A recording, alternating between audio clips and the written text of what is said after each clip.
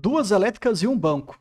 Hoje a gente vai conversar sobre três empresas que estão no radar ou estão sendo compradas por aqueles investidores que gostam de dividendos, que seguem a filosofia do jeito Barsi de investir.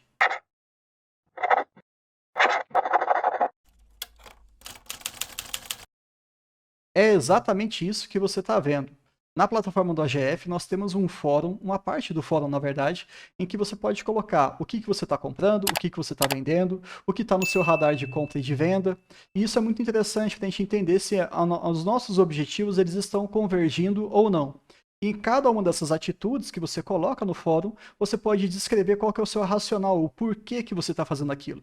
Eu gosto para a gente tentar entender cada vez mais e aprender também com o comportamento dos outros algumas coisas interessantes que talvez estejam passando despercebidas aí no mercado. Pegando aqui o ranking, nós temos ali as mais compradas, mais vendidas, radar de compra e radar de venda. Eu não vou publicar aqui para vocês essas informações, até porque quem faz parte da plataforma tem acesso, e se você quiser testar por 30 dias de graça, e se você quiser também fechar o plano anual com 30% de desconto, é só acessar o link que eu vou deixar aqui na descrição embaixo, tá bem? Hoje a gente vai abordar então a AS Brasil, TRPL e Santander. Vamos começar aqui então com a AS Brasil, né? É uma empresa na parte de geração de energia 100% renovável, isso aqui já é um ponto interessante. Antes tinha o nome de Tiet, né? AS Tietê, e agora está com a AS Brasil, o seu ticker novo, a ASB3. E ela está realmente com alguns projetos muito interessantes e no curto prazo ela não vai entregar muitos dividendos, mas o que ela promete é bem bacana. E por estar no segmento de energia elétrica faz parte do BEST, né? A letra E de elétricas. Se a gente for olhar aqui um breve histórico da própria empresa, em 2017 ela tinha uma geração de energia 100% focada apenas em hidrelétricas. Isso pode ser muito bom ou muito ruim. O Brasil realmente tem um potencial de geração hidrelétrica muito elevado, mas quando a gente passa por algumas crises, como a crise hídrica que nós tivemos há alguns anos, o seu resultado pode ficar comprometido. E se ela tiver um contrato em que ela tem que fornecer energia para alguma empresa, para algum cliente, e ela não tem, ela acaba tendo que comprar essa energia a mercado de uma outra geradora e pode acabar saindo bem mais caro. Na realidade, vira e mexe sai mais caro. Então, o que ela tem feito? Tentando diversificar cada vez mais o seu portfólio, mas para isso é necessário um volume muito grande de investimento, o que pode comprometer no curto prazo, no curtíssimo prazo, os seus dividendos. Então, ela quer fazer um plano de expansão em que a dependência, que era de 100%, vá para 45%, sendo 44% para eólica e 11% para solar. Lembrando que aqui ela quer praticamente, ela vai mais do que dobrar o seu potencial de geração de energia. Então isso aqui a gente tem que ficar atento. Provavelmente a gente começa a ver um resultado ali a partir de 2023, agosto, setembro de 2023. Porque parte desses projetos ela já está comprando tudo pronto, em operação, e outros ela está colocando em operação, ela ainda está construindo. Esse slide me interessa bastante, embora eu não seja investidor de AS Brasil, deixar isso bem claro para vocês, porque eu não invisto no segmento de geração de energia, apenas no de transmissão. A gente percebe que ela tem um nível de contratação do seu portfólio bem elevado. O que isso significa, Bruno? De tudo que ela produz, ela já tem ali para 2022 80% garantido que alguém vai comprar. Então, isso passa uma certa resiliência para quem é investidor, pensando na perenidade do negócio. Para 2023, 74%, 2024, 80% e assim por diante. Então entenda que boa parte daquilo que ela consegue gerar de energia, ela já tem um destino final. Isso é muito bom, ainda mais que ela está diversificando a sua matriz, causando aí uma certa defesa em relação às oscilações climáticas, seja ausência de sol, ausência de vento, ausência de chuva. E quando a gente olha aqui o valor em que ela fechou no momento em que eu estou gravando esse vídeo, finalzinho de setembro, em 9,44, a gente percebe que é muito próximo do seu limite inferior. Então, aparentemente já está no preço bom, mas a gente tem que olhar qual que é a projeção de dividendos para esse ano e para os próximos anos. Essas informações eu também acabei pegando lá da plataforma GF, bem bacana, bem consolidado de maneira direta. Você pode olhar para o histórico dela, em que ela distribuiu aí de dividendos por ação algo próximo a R$ 1. Porém, para esse ano de 2022, espera-se menos de 60 centavos, justamente por aquilo que eu tinha falado com vocês. Momento de investimento, um ciclo de investimento muito forte, são bilhões e bilhões, e precisa de um certo tempo para que isso mature, para que isso comece a dar resultado. Se a gente for olhar então para essa planilha aqui, essa pequena tabela, a gente percebe que hoje, considerando os 57 centavos de dividendos para o ano inteiro e o preço atual, nós temos um dividend yield de 6%. Está dentro da nossa métrica da filosofia do jeito Barsi de investir. Então, ok, não tem problema nenhum. E sabemos que é um momento ruim para a remuneração do acionista.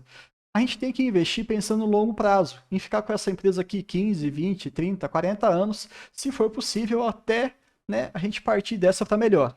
Mas considerando que nós temos ali o pequeno gargalo, eu quis desconsiderar essa pequena redução e fiz uma pequena projeção aqui de 2023 para 2024, um pouquinho mais agressiva. Mas entendam da onde que eu tirei essa projeção. Eu considerei que a empresa não vai fazer nenhum investimento, mas ela vai retornar a entregar aquilo que ela entregava nos últimos 6 anos. Qual que é o racional? Se ela voltar para o patamar que ela estava nos últimos 6 anos, ela vai entregar R$1. Mas a gente sabe que ela vai entregar mais do que isso, até porque ela está ampliando. Então eu estou fazendo uma projeção conservadora. Deu para entender? Então, voltando ali para o patamar de R$1, que é a média histórica dela, e colocando o preço atual, nós estamos falando de um yield projetivo de 10,59%. Isso aqui é uma projeção minha, tá? Pode ser bem superior ou não, ou realmente pode ter algum contratempo no curto prazo, e isso não vai ser alcançado. Mas sim, hoje eu entendo que 9,44 para a empresa que está um excelente valor para quem já tem uma pequena recorrência na sua carteira e tudo mais. Para quem acabou de iniciar os seus investimentos em dividendos, talvez não seja tão bom. Por quê? É muito importante o aspecto psicológico. Então, se você não tiver uma cabeça bem formatada, se você não tiver uma maturidade, e não tem problema nenhum se você não tiver, é uma jornada, não é uma corrida de 100 metros, né? É uma maratona. A gente tem que entender que a recorrência desse fluxo de caixa mexe com o nosso psicológico. Então a gente precisa ficar atento a isso. Preferiria muito mais iniciar numa Klabin, que paga trimestralmente, ou numa Taesa, que paga de uma maneira mais recorrente, muito mais do que a S Brasil. Mas, de novo, tá bacana, tá interessante. Antes de continuar, eu queria falar para vocês, nós acabamos de receber esse anúncio. Está, então, aberta a pré-venda do livro O Rei dos Dividendos. É um livro contando um pouquinho da história do Luiz Barsi Filho, que desenvolveu essa estratégia de dividendos aqui no Brasil desde a década de 70. Então já são aí mais de 50 anos colocando isso em prática e provando a cada década que isso funciona. Independente da política, independente da economia, independente da situação global que a gente está vivendo. De 256 páginas, vai ter a sua pré-venda, né, a data da divulgação, na verdade, no dia 10 de novembro, e ela está custando hoje por volta ali, um exemplar está custando por volta de R$ 49,90, R$50. Eu ainda não tive acesso ao conteúdo, espero ter o mais breve possível, mas o pequeno feedback que eu tive de algumas pessoas que já estão lendo, que já leram as primeiras versões, é que é um livro muito bacana. Para quem gosta de bolsa de valores, para quem gosta de história, para quem gosta da filosofia de dividendos, esse livro cai muito bem e vai ser o primeiro link que eu vou deixar aqui na descrição do vídeo. Combinado? Já conversamos sobre a AS Brasil, agora vamos falar um pouquinho sobre TRPL, uma gigante do setor de transmissão. E aqui alguns números bem interessantes sobre ela. 30% de tudo que é transmitido de energia no nosso país passa pelas linhas de transmissão da ISA-CTEP, que é o ticker TRPL4, que geralmente a gente prefere. 92% do que é transmitido no estado de São Paulo, um polo econômico muito forte no nosso país, é responsabilidade da ISA-CTEP. E quando a gente pensa no aspecto nacional, 11% de tudo que é transmitido de energia no país tem ali a sua receita anual permitida correlacionada, corresponde então à ISA-CTEP, a TRPL. Se a gente for olhar aqui a evolução da RAP, que a gente tanto fala que é o que nos preocupa e que também nos agrada ao mesmo tempo em relação ao setor de transmissão, o ciclo de 2021 e 2022, que acabou agora em junho, estava ali mais ou menos nos seus 3,8 bilhões. Por uma série de fatores, para o próximo ciclo, 2022-2023, nós temos aí algo próximo a 4,8, 4,9 bilhões, um crescimento muito expressivo de mais de 25% da sua receita. Mas não é somente isso que interessa em relação a essa empresa, não é somente isso que me chama a atenção.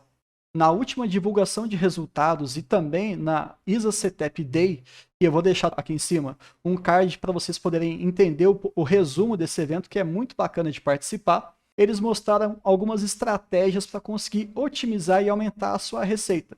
Mesmo com aquilo que eles já têm licitado, eles fazendo reforços e melhorias, eles conseguem aumentar a sua receita em relação a esse negócio pré-existente. Além de conquistar leilões, né, além de conquistar alguns lotes dos leilões, eles também estão melhorando e expandindo aquilo que eles já têm contratado. Lembrando que a gente está falando aqui de contratos de 30 anos, então perenidade, previsibilidade, proteção contra inflação, já que todos os contratos são corrigidos por indicadores de inflação, são fatores que me chamam muita atenção. Olhando também aqui o valor que ela fechou hoje, aos R$ 22,92, e pegando a projeção, os dados do ProTGF novamente, a gente enxerga que eles estão esperando aí 1,63 para o ano de 2022. Lembrando que para esse ano os dividendos foram bem minguados, mas eles confirmaram que vão distribuir pelo menos 75% do seu lucro para os seus acionistas. Então, quem ainda não tem e está interessado nessa empresa, provavelmente vai receber boa parte desse valor. Se a gente for colocar, então, aqui na tabelinha nossa, 1,63 dividido por 22,92, a gente chega num dividend yield de 7%. Sou acionista, tenho uma pequena posição e pretendo aumentar. Bom, chegamos até aqui, já falamos da AS Brasil, já falamos de TRPL, agora vamos falar de Santander, um banco que também faz parte, então, dos setores BEST, letra B, bancos. Em linhas gerais, a gente tem que olhar aqui como é que ele atua, como todo grande banco varejista. Ele tem ali boa parte da sua rentabilidade, do seu retorno em cima da carteira de crédito. E não somente isso, mas eles atuam tanto na parte de pessoa física quanto pessoa jurídica. Acho isso bem interessante, essa diversificação. Desde pessoas com uma renda inferior até pessoas mais afortunadas, ganhando mais de 5 milhões em termos de investimentos, né? Também pessoas jurídicas, grandes empresas e também empresas menores, né, através ali do seu MEI, com faturamento aí próximo de 8, 9 mil reais por mês. Se a gente for olhar aqui a divisão dessa carteira de crédito, a gente percebe que a exposição ela é muito grande em relação à pessoa física. Há quem enxergue isso com bons olhos, há quem fique um pouco preocupado. Eu, particularmente, eu olhei o resultado do último trimestre, né, do segundo trimestre de 2022, fiquei um pouquinho receoso ali com a inadimplência, mas está bem controlado ainda, e é por isso também que ele tem um retorno maior, porque ele se expõe a um risco maior. Sabendo manejar isso, como eles sabem, né, é uma empresa que, na verdade, ela é internacional, ela é europeia, mas ela tem um know-how muito bom do perfil brasileiro, tem conquistado aí bons resultados. E já que a gente está falando de resultados, no segundo trimestre, em apenas 3 meses, a empresa fechou um lucro líquido de 4 bilhões de reais. É muita grana. Se a gente jogar isso como se fosse um padrão ao longo do ano, nós teríamos aí 12 bilhões de lucro. Então realmente chama muita atenção. E um ponto positivo aqui para eles, que no segundo trimestre de 2022, eles atingiram o nível de eficiência mais baixo da sua história. Não confunda isso, porque parece que é ruim, né? Falando que é um nível baixo, mas não. Quanto menor for o nível de eficiência, melhor para a empresa, melhor para o banco. Então isso aqui é enxergado com bons olhos. O índice de Basileia aqui também é um bom termômetro em relação a empresas do setor bancário. Também está bem saudável, está bem interessante, mas nós fizemos um vídeo sobre esse segundo resultado. Se você quiser assistir, quiser entender um pouquinho mais, eu também vou deixar aqui o card aqui em cima, destrinchando mais esses números, mostrando as minhas críticas e os meus elogios para a empresa. Não invisto em Santander e não pretendo investir. Hoje eu tenho na minha carteira Bradesco, eu gosto muito da parte de seguros e dessa parte mais conservadora que eles têm, e também o carro-chefe da minha carteira, mais de 50%, é Banco do Brasil. Comprei ali na casa dos seus 28, 29 reais. Chegando então na parte de números, né? Vamos falar de Sambi 4, fechou ali o pregão de hoje aos 15,91, bateu 15,80, mas ainda assim é um bom valor para a gente investir. E por que isso? Se a gente pegar mais uma vez a projeção do AGF, eles estão esperando aí 1,36 por ação. Jogando aqui na nossa tabela, a gente enxerga um yield de 8,54, um dos maiores valores, pelo menos que a gente viu aqui em relação a essas três, não é verdade? Mas eu tenho aqui alguns pontos importantes para a gente conversar, porque é o seguinte, Santander, ao contrário das outras empresas, ela tem uma oportunidade muito interessante de você ganhar mais dinheiro fazendo uma exposição mais inteligente às classes dos ativos. O que isso significa, Bruno? SAMB 3, SAMB 4 e SAMB 11. Existem algumas contas que a gente pode fazer para identificar qual que está mais barata. A gente sabe que SAMB 4 entrega 10% a mais de dividendo, mas existem alguns cálculos matemáticos relativamente simples. Mas eu também fiz um vídeo falando somente sobre isso. Será que se eu comprar a PN sempre eu vou ter um melhor retorno? Não, não vai. Se você tem que comparar a cotação da SAMB 3 com a SAMB 4. E você fala assim, opa, peraí, talvez agora seja mais interessante ter a classe ordinária ou a classe preferencial. Mas isso eu vou deixar para o vídeo. Espero que vocês tenham gostado desse conteúdo, se inscrevam no canal e compartilhem com seus amigos. Beleza? Até mais!